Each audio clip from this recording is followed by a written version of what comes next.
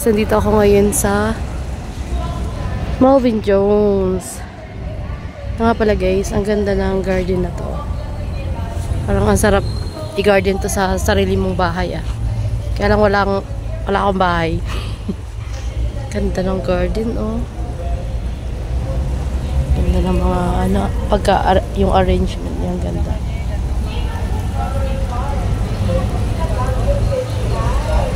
Parang ang ganda sa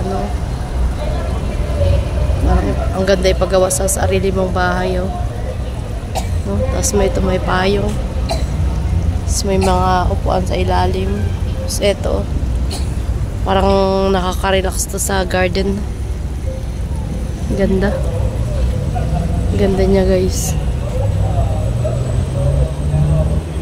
Sana someday magkaroon din ako ng bahay tapos meron ding garden na ganito kaganda.